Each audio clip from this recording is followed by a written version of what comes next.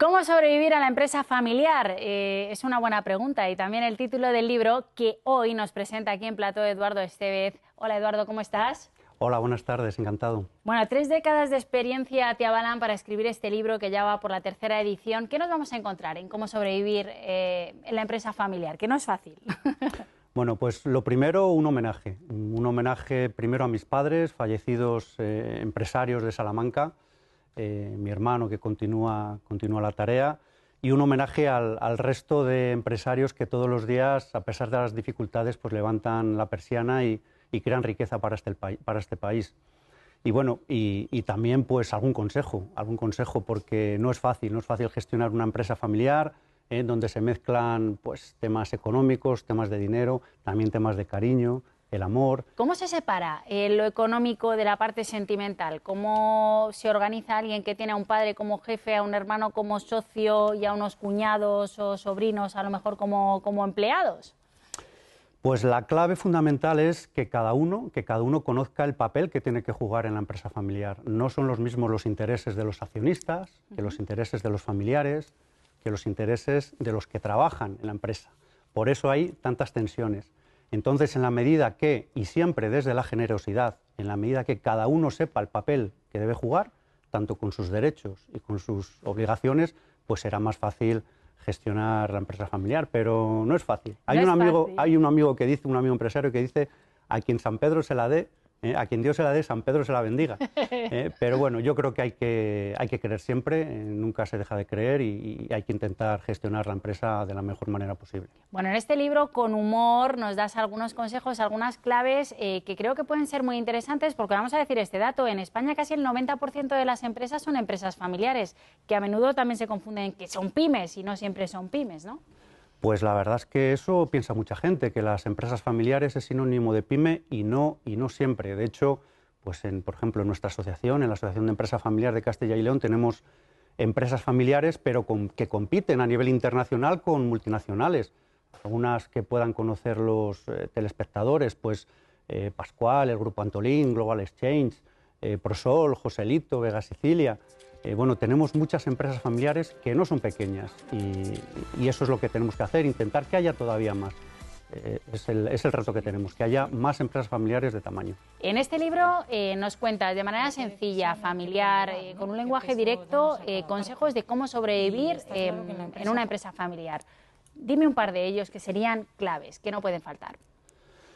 Formación y generosidad. Yo, si tuviese que resumir lo que debe hacer una familia empresaria para intentar que el sueño de su vida continúe de una generación en generación y romper la estadística que nos dice que solamente el 15% de las empresas familiares llegan a tercera generación, es generar la formación suficiente entre todos los miembros que intervienen en la empresa familiar y pedirles generosidad, porque si no, estalla la bomba por todos los sitios. En tu libro me gusta mucho porque de manera muy clara expones en cada capítulo, ¿no?, un caso teórico y un caso práctico. De todos los casos que te has encontrado en tu vida, décadas de experiencia, ¿cuál te ha sorprendido más en una empresa familiar? Pues vamos a ver, casi todas las situaciones complicadas de una empresa familiar vienen derivadas por dos razones. Una, las luchas de poder internas y otra, pues el tema de los celos y el tema de las miserias humanas, que también hay que reconocer pues, que eso sucede. Por eso es tan complicado, ¿eh? Y bueno, lo importante es que eso lo convirtamos en una ventaja competitiva. Si somos capaces de hacer bien nuestros deberes, esos problemas los convertimos en ventajas competitivas si somos capaces de conseguir la unidad familiar. Pues hablando de familia y negocios, dime a ver a qué te suena esto. ¿Qué hombre mayor y más sabio ocupará mi lugar? Mis poderes pasarán a Máximo. Le serán confiados hasta que el Senado esté preparado para volver a gobernar. Precisamente en tu libro, Eduardo, haces alusión a este capítulo de Gladiator. ¿Por qué? Cuéntanos. Es una película estupenda para hablar de empresa familiar. Yo utilizo muchas de estas escenas. ¿Sí? Nunca me lo había imaginado. Yo utilizo muchas escenas de esta película en formación o en mis charlas, porque tiene que ver lo que pasa en la película, y eso que hablamos de hace 2000 años, con lo que sucede en la empresa familiar. En concreto, en esa escena, el César le dice al hijo que no va a ser el sucesor. Atendiendo a criterios de meritocracia, Marco Aurelio decide que el sucesor va a ser un general que no es de la familia, que se llama Máximo. Y esto es lo que sucede muchas veces en la empresa familiar, ¿no? Que nos cuesta a veces tener criterios de meritocracia. Sobre todo en el relevo, ¿no? Cuando llega el relevo de esa primera generación que le ha costado mucho, que a veces ha empezado de la nada y ha hecho un pequeño imperio, podemos decir, incluso para su familia, con mucho orgullo, y elegir al heredero o heredera no es fácil, ¿no? Ese relevo. Yo en el libro hablo de que el sucesor tiene que ser un quiero-valgo, es decir, tiene que querer, por supuesto, que no se le obligue por el hecho de ser hijo de empresario, pero también que valga, repito, atender a los méritos. Un familiar debe estar preparado igual que si no fuera de la familia. Eso es fundamental para que la empresa tenga éxito. ¿Y qué debe de ser primero? No te voy a preguntar por el huevo y la gallina. ¿Qué debe ser primero? ¿La familia o el negocio? Ay, ¿Cómo lo hacemos ahí? ¿Qué pregunta me haces? En principio no hay que elegir. Hay que manejar las dos facetas por igual, tanto la empresa como los temas familiares. ¿Qué es lo que sucede? Y ahí es donde está el caballo de batalla en la empresa familiar, que dedicamos más tiempo a la gestión de la empresa que a la gestión de la familia. Y eso es a lo que tenemos que dar la vuelta. Ahora, si me tengo que mojar, pues yo lo que digo es que si no atendemos bien la empresa, ¿qué familia queda por proteger?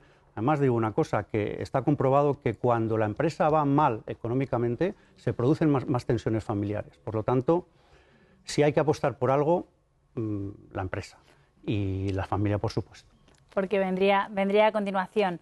Cuando hablamos de empresa familiar, última pregunta ya, y de cómo sobrevivir, ¿no? Al paso de los tiempos, hay que ir adaptándose y no es fácil, y al paso de las generaciones también. Hablamos, por ejemplo, de una visión a largo plazo siempre. De una visión, por ejemplo, que no puede ser especulativa, como a veces pasa con esas grandes compañías, con muchos accionistas, etcétera, ¿no? ¿Qué otros valores debe imperar en la empresa familiar? Pues como comentas, una de las grandes diferencias de la empresa familiar es la apuesta por el largo plazo. Nosotros huimos de la especulación. De hecho, hay proyectos que van de generaciones en generaciones.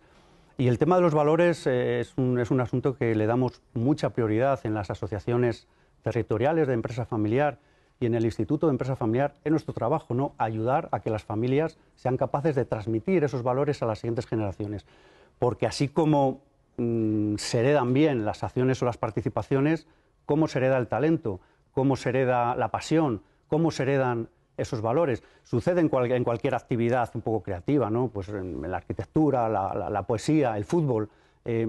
Cada persona somos diferentes y no tenemos que meter presión a los siguientes porque todos somos diferentes. Sí hay una cosa que me gusta decir en el tema de los valores, que la repite mucho el profesor, mi amigo Miguel Ángel Gallo, y es que no se puede amar lo que uno no conoce. Por lo tanto, lo que debemos hacer es empezar a transmitir esos valores desde que los niños son niños, desde que los niños que puedan ir a las fábricas, que puedan hablar con los abuelos y que se sientan orgullosos desde pequeñitos de pertenecer a una familia empresaria. Luego de mayores ya decidirán. Pero está muy bien, no se ama lo que no se conoce. Me quedo con esa frase, Eduardo Estevez. Un placer, suerte con el libro Cómo sobrevivir en la empresa familiar. Apuntado, queda para el verano. Muchas gracias. Hasta la próxima.